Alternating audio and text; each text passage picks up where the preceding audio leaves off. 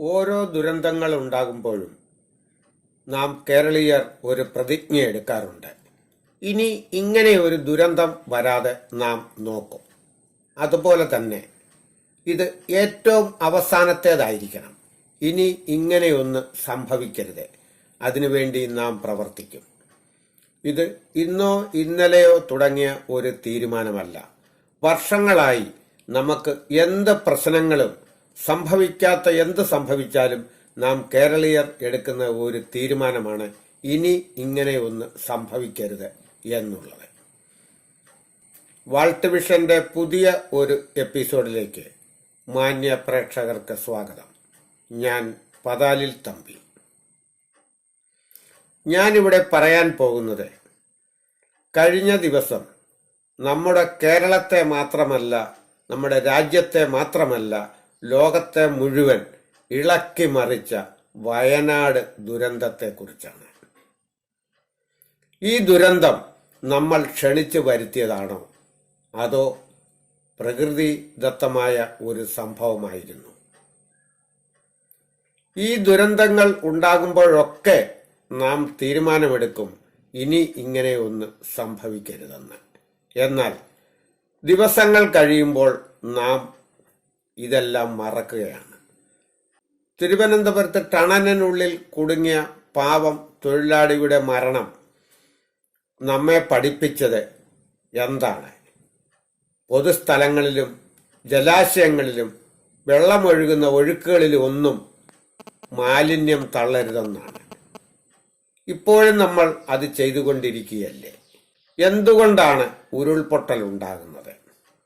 അതിലോലമായ പശ്ചിമഘട്ടത്തിലെ മലയോരങ്ങളിൽ നാം നടത്തുന്ന ഖനനങ്ങളും വെട്ടും കിളയും ഉഴുതുമറിക്കലും ഒക്കെയാണ് അവിടെ വെള്ളം താഴാൻ ഇടയാകുന്നത്. നാം അങ്ങനെ ചെയ്യുന്നില്ല എങ്കിൽ ഈ മലമുകളിൽ പെയ്യുന്ന വെള്ളത്തിലൂടെ ഊർന്ന് ചെറിയ ചെറിയ അരുവികളായി തീർന്ന് അത് നദികളായി രൂപം കൊള്ളും. എന്നാൽ നമ്മൾ മനുഷ്യർ അവിടെ നടത്തുന്ന നിർമ്മാണ പ്രവർത്തനങ്ങളും അവിടെ നടത്തുന്ന കുൽസിത പ്രവർത്തനങ്ങളും ഈ മലയിടുക്കുകളിലേക്ക് വെള്ളം ഒഴുകി ഇറങ്ങാനും അത് പാറ ഇടുക്കുകളിൽ സംഭരിക്കപ്പെടാനും പാറ ഇടുക്കുകൾ നിറയുമ്പോൾ അത് പൊട്ടിയൊഴുകാനും തുടങ്ങുന്നു. പെട്ടെന്നുണ്ടാകുന്ന ഈ വെള്ളത്തിന്റെ പാച്ചിലാണ് നാം ഉരുൾപൊട്ടൽ എന്ന് വിശേഷിപ്പിക്കുന്നത്.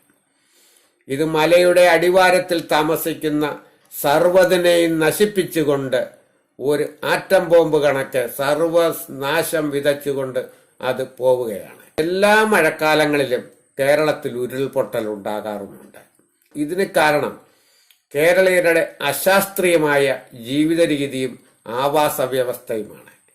ഇതിന് അറുതി വരുത്തിയില്ലെങ്കിൽ ഉരുൾപൊട്ടൽ തുടർന്നുകൊണ്ടിരിക്കും. എന്നാൽ ഇതിന് അറുതി വരുത്തുവാൻ സാധിക്കുമോ? ഇല്ല.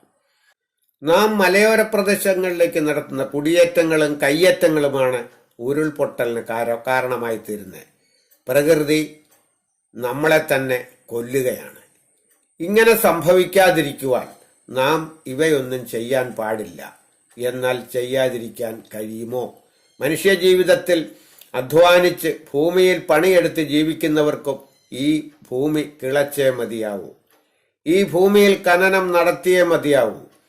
ഈ ഭൂമിയിൽ കൊത്തും കിളയും നടത്തിയേ പറ്റൂ.